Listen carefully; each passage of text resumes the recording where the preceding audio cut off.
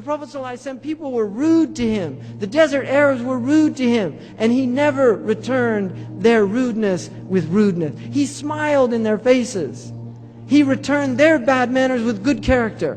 And this is what he taught us to do with people.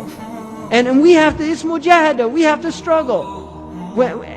The sabr is in sadmat al-ula. Patience, when the woman who was in the graveyard, and she was mourning over, and the Messenger of Allah passed by her, and he said that this is a musibah and you should be patient. And she said, you didn't have the tribulation that I had. That's how she answered him. And he just left her. Now look at the character there. He didn't say, don't you know who I am?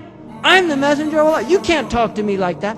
He didn't say that. He saw she was musab. She was in tribulation. He left her to be in her tribulation. He gave her nasiha and she didn't accept it, but he recognized her psychological state. She was in a state that it was not useful or beneficial to continue with her, and so he left her. This is wisdom. This is hikmah. And then he went to his house and somebody came by and he said, don't you know who that was? That was the Messenger of Allah. Suddenly remorse entered her heart. Astaghfirullah.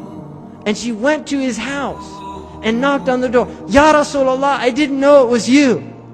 And the Messenger of Allah said, patience is in the first calamity, when the first thing hits. That's when, in other words, when the calamity hits, patience that Allah wants is at that point. That's the point. Allah does not want you to lose control. That's the point to take. It's not when it's all over you say, oh, please forgive me. I didn't mean to punch you after you said that to me. You know, I'm sorry. No, it's to stop. I'm not going to punch him because he's a Muslim.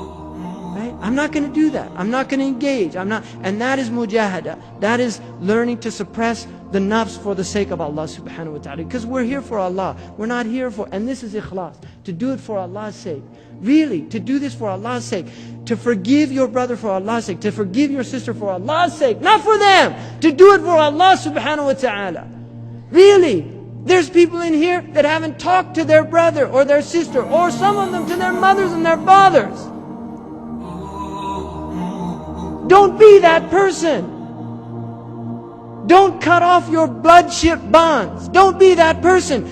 Do it for the sake of Allah. And a man came to the Messenger of Allah. He said, Ya Rasulullah, asilu akhi wa yaqta'uni, u'tihi wa yamna'uni, uwasiluhu wa la yuwasiluhu. I give him, he withholds. I come to him, he cuts me off. What should I do? He said, that is silat al-rahm. That what you're doing is the right thing, and continue to do it even though he's cutting you off.